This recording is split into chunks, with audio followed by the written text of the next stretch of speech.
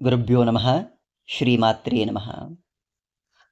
ನಾವು ಆ ಭಗವತಿಯನ್ನು ಉಪಾಸನೆ ಮಾಡುವಾಗ, ನಾನು ಉಪಾಸನೆ ಮಾಡ್ತಾ ಇದ್ದೇನೆ ನಿನ್ನನ್ನು, ನಿನ್ನ ಸ್ತೋತ್ರವನ್ನು ಮಾಡ್ತಾ ಇದ್ದೇನೆ, ನಿನ್ನ ಸಹಸ್ರನಾಮ ಪಾರಾಯಣ ಮಾಡ್ತಾ ಇದ್ದೇನೆ, ಈ ಭಾವದಲ್ಲಿ ನಾವು ಮಾಡ್ತಾ ಹೋದಾಗ ಆ ಜಗನ್ಮಾತೆ ನಾನು ಮಾಡ್ತಾ ಇದ್ದೀನಿ ಅನ್ನೋ ಭಾವಕ್ಕೆ ಎಂದಿಗೂ ತಿರುಗಿ ನೋಡೋದೇ ಇಲ್ಲ. ನಾನು ನಿನ್ನ ಮಂತ್ರವನ್ನು ತಿಳಿದಿಲ್ಲ, ನಿನ್ನ ಸ್ತೋತ್ರಗಳನ್ನು ತಿಳಿದಿಲ್ಲ, ನಿನ್ನ ಕಥೆಗಳನ್ನು ತಿಳಿದಿಲ್ಲ, ನಿನ್ನ ಇಡೀ ಸ್ವರೂಪವನ್ನು ತಿಳಿದಿಲ್ಲ, ನಿನ್ನ ಅರ್ಚನೆ ಹೇಗೆ ಮಾಡಬೇಕು ನನಗೆ ಗೊತ್ತಿಲ್ಲ, ನಿನ್ನ ಆವಾಹನೆ ಹೇಗೆ ಮಾಡಬೇಕು ನನಗೆ ಗೊತ್ತಿಲ್ಲ, ಆ ವಿಸರ್ಜನೆಯನ್ನು ಹೇಗೆ ಮಾಡಬೇಕು ನನಗೆ ಗೊತ್ತಿಲ್ಲ. ನನಗೆ ಗೊತ್ತಿರೋದೊಂದೇ, ನಿನ್ನನ್ನು ಅಮ್ಮ ಅಂತ ಕರೆಯೋದು.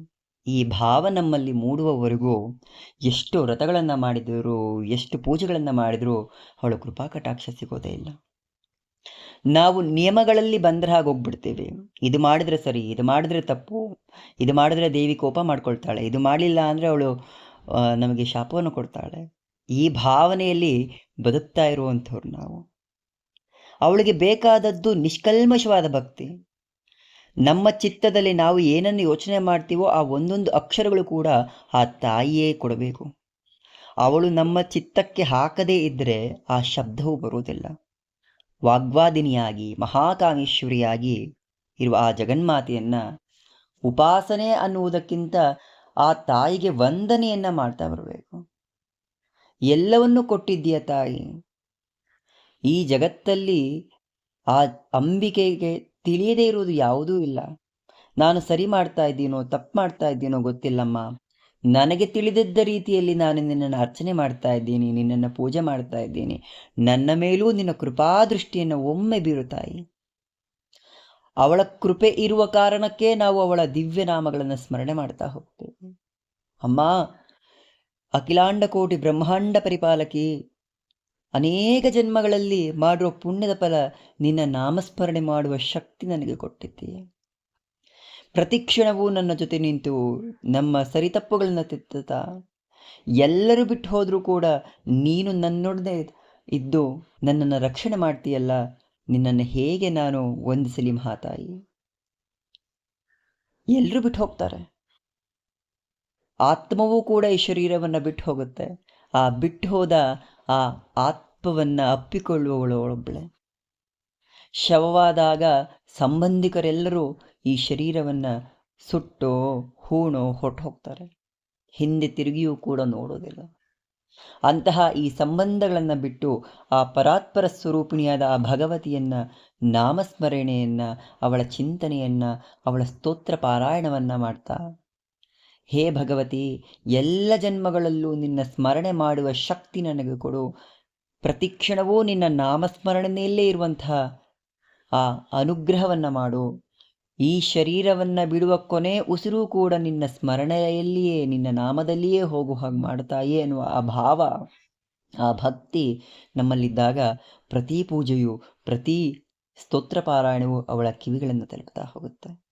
ಅಂತರಂಗ ಶುದ್ಧವಾಗಿ ಆ ಭಗವತಿಯನ್ನು ಉಪಾಸನೆ ಮಾಡೋದ್ರಿಂದ, ಆತ್ಮಸಮರ್ಪಣಾ ಭಾವದಿಂದ ಅವಳನ್ನು ಸ್ತುತಿಸುವಾಗ ಅವಳು ಅದನ್ನು ಕೇಳಿಸ್ಕೊಳ್ತಾಳೆ. ಸಂಸ್ಕೃತ ಶಬ್ದಗಳು ಬೇಡ, ಯಾವ ಸ್ತೋತ್ರಗಳು ಬೇಡ, ನಿನ್ನ ಮನಸ್ಸಲ್ಲಿ ಮೂಡುವ ಪ್ರತಿಯೊಂದು ಭಾವನೆಯನ್ನು ಕೂಡ ಅವಳಿಗೆ ಸಮರ್ಪಣೆ ಮಾಡು. ಆ ಸಮರ್ಪಿತ ಭಾವನೆ ಅವಳಿಗೆ ಶೀಘ್ರವಾಗಿ ತಲುಪುತ್ತೆ.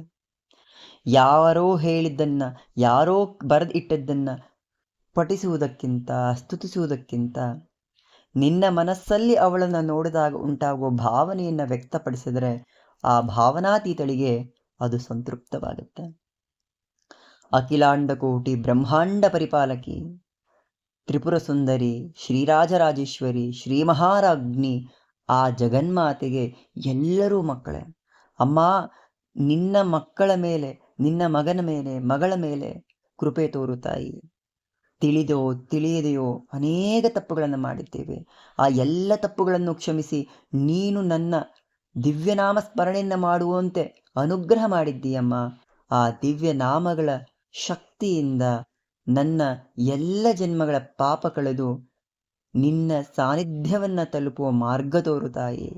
ಈ ಭಾವ ಎಷ್ಟು ಜನಕ್ಕಿದೆ? ನಾವು ಅಲಂಕಾರದಲ್ಲಿ ಮತ್ತೊಬ್ಬರನ್ನು ಮೆಚ್ಚಿಸುವ ಸಲುವಾಗಿ ಅವಳನ್ನು ಅಲಂಕಾರ ಮಾಡ್ತಾ ಹೋಗ್ತೀವಿ. ಅದೆಲ್ಲವನ್ನೂ ಬಿಟ್ಟು ನಾವು ಮಾಡುವ ಪೂಜೆಗಳನ್ನು ಪೋಸ್ಟ್ ಹಾಕೋದಕ್ಕೋ, ಇನ್ಸ್ಟಾಗೆ ಹಾಕೋದಕ್ಕೋ, ರೀಲ್ಸ್ ಮಾಡಿ ಹಾಕೋದಕ್ಕೋ ನಿಂತ್ಕೊಂಡ್ಬಿಟ್ರೆ ಅವಳು ಹೇಗೆ ನಮ್ಮನ್ನು ನೋಡ್ತಾಳೆ? ನಾವು ಮಾಡುವ ಪೂಜೆಗಳು ನಮಗೆ ಹೊರತು ಮತ್ತೊಬ್ಬರ ಪ್ರದರ್ಶನಕ್ಕಾಗಬಾರ್ದು. ಎಲ್ಲಿಯವರೆಗೂ ನಾವು ಮಾಡುವ ಪೂಜೆ ಭಗವತಿಗೆ ಮಾತ್ರ ಮೀಸಲು ಅನ್ನುವಾಗ ಆ ಭಗವತಿ ನೋಡಿದರೆ ಸಾಕು, ಆ ಭಗವತಿ ಅನುಗ್ರಹಕ್ಕೆ ಅವಳ ಕೃಪಾದೃಷ್ಟಿಗೆ ಬಿದ್ದರೆ ಸಾಕು ಅನ್ನೋದಿರುತ್ತೆ. ಮತ್ತೊಬ್ಬರಿಗೆ ತೋರಿಸೋ ಅವಶ್ಯಕತೆಯೇ ಇಲ್ಲ. ಯಾವಾಗ ನಾವು ಮತ್ತೊಬ್ಬರಿಗಾಗಿ ಪೂಜೆಯನ್ನು, ಮತ್ತೊಬ್ಬರಿಗಾಗಿ ವ್ರತಗಳನ್ನು, ಮತ್ತೊಬ್ಬರಿಗಾಗಿ ಸ್ತೋತ್ರ ಪಾರಾಯಣ ಮಾಡಲಿಕ್ಕೆ ಶುರು ಮಾಡ್ತೀವಿ, ಆ ಮತ್ತೊಬ್ಬರಷ್ಟೇ ನೋಡ್ತಾರೆ ವಿನಃ ಆ ಅಖಿಲಾಂಡ ಕೋಟಿ ಬ್ರಹ್ಮಾಂಡ ಪರಿಪಾಲಕಿ ನೋಡೋಕೆ ಸಾಧ್ಯವೇ ಇಲ್ಲ. ಅವಳ ಕಿವಿಗಳು ಯಾವಾಗಲೂ ಭಕ್ತರ ಸ್ತೋತ್ರ ಪಾರಾಯಣವನ್ನು ಕೇಳಿಸ್ಕೊಳ್ಳೋದಕ್ಕೆ ಕಾಯ್ತಾ ಕೂತಿರುತ್ತೆ. ಅಂತ ಆ ಜಗನ್ಮಾತೆಯನ್ನು ಸ್ತುತಿಸುವಾಗ ನಮ್ಮ ಆತ್ಮಬಲದಿಂದ, ಭಾವಬಲದಿಂದ ಸ್ತುತಿಸಿದರೆ ಅವಳು ಕೇಳಿಸ್ಕೊಳ್ತಾಳೆ. ಯಾರಿಗೆ ನಂಬಿಕೆ ಇದೆಯೋ ಇಲ್ಲವೋ ನನಗೆ ಗೊತ್ತಿಲ್ಲ, ಆ ಪರಮೇಶ್ವರಿಯ ಮೇಲೆ ಸಂಪೂರ್ಣ ನಂಬಿಕೆ, ವಿಶ್ವಾಸ ನನಗಿದೆ. ಈ ದೇಹದ ಅಣುವಿನಲ್ಲಿಯೂ ಇರುವವಳು ಅವಳೊಬ್ಬಳೇ. ಶ್ವಾಸದ ಪ್ರತಿ ಉಸಿರು ತೆಗೆದುಕೊಳ್ಳುವಾಗಲೂ ಹೇಳೋದು ಅವಳದ್ದೇ ನಾಮ, ಶ್ರೀಮಾತ್ರೇ ನಮಃ. ಇನ್ನೇನು ಬೇಕು? ಯಾವ ಸಂಬಂಧಗಳಿಗಾಗಿ ನಾವು ಒದ್ದಾಡ್ತಿದ್ದೇವೆ? ಇಂದೋ ನಾಳೆಯೋ ಬಿಟ್ಟು ಹೋಗೋ ಸಂಬಂಧಗಳು. ಇಲ್ಲ ನಾವು ಮೊದಲು ಹೋಗ್ತೇವೆ, ಇಲ್ಲ ಅವರು ಮೊದಲು ಹೋಗ್ತಾರೆ. ಆತ್ಮಸ್ವರೂಪವಾಗಿರುವಂತಹ ಆ ಭಗವಂತನನ್ನು ನೋಡೋದಕ್ಕೆ ನಾವು ನಿಂತ್ಕೊಂಡಾಗ ಎಲ್ಲ ಸಂಬಂಧಗಳನ್ನು ಕರ್ತವ್ಯವಾಗಿ ನಿಭಾಯಿಸ್ತೇವೆ ಹೊರತು ಅಂಟುಕೊಳ್ಳೋಕೆ ಹೋಗೋದೇ ಇಲ್ಲ. ಆ ಅಂಟುಕೊಳ್ಳಲೇಬೇಕು, ಹಿಡಿದುಕೊಳ್ಳಲೇಬೇಕು ಅನ್ನೋದಾದರೆ ಆ ಪರಮೇಶ್ವರಿಯ ದಿವ್ಯ ಪಾದಗಳನ್ನು ಹಿಡಿದುಕೊಳ್ಬೇಕು. ನೀನೇ ಗತಿ, ನೀನೇ ಎಲ್ಲವೂ, ನೀನೇ ಸ್ತುತಿ. ನೋವು, ದುಃಖ, ಕಷ್ಟ ಎಲ್ಲವನ್ನೂ ಕೂಡ ಈ ಶರೀರದಲ್ಲಿದ್ದು ಆತ್ಮಸ್ವರೂಪಳಾಗಿ ಅನುಭವಿಸ್ತಾ ಇರೋಳು ಅವಳೊಬ್ಬಳೆ. ಅದಕ್ಕೆ ಆತ್ಮಕ್ಕಿಂತ ಹತ್ತಿರುವವರೋಳು ಆ ಜಗನ್ಮಾತೆ, ಆ ಪರಮೇಶ್ವರಿ, ಅಖಿಲಾಂಡ ಕೋಟಿ ಬ್ರಹ್ಮಾಂಡ ನಾಯಕಿ, ಲಲಿತಾ ಪರಬ್ರಹ್ಮಸ್ವರೂಪಿ, ನಿರಾಕಾರ ಸ್ವರೂಪಳಾಗಿ, ಸಾಕಾರ ಮೂರ್ತಿಯಾಗಿ ಯಾವಾಗ ಏನೇನು ಬೇಕು ಎಲ್ಲವನ್ನೂ ಕೊಡ್ತಾಳೆ. ಭಗವಂತನನ್ನು ನಂಬಿ ಯಾರೂ ಕೆಟ್ಟಿಲ್ಲ. ಒಂದಲ್ಲ ಒಂದು ರೀತಿಯಲ್ಲಿ, ಒಂದಲ್ಲ ಒಂದು ಮಾರ್ಗದಲ್ಲಿ ಬಂದು ಕೈ ಹಿಡಿದಿರ್ತಾಳೆ, ಕಾಪಾಡ್ತಾಳೆ. ಅಪಮೃತ್ಯುವನ್ನು ತಪ್ಪಿಸಿರ್ತಾಳೆ, ನಿಂದನೆಯನ್ನು ತಪ್ಪಿಸಿರ್ತಾಳೆ.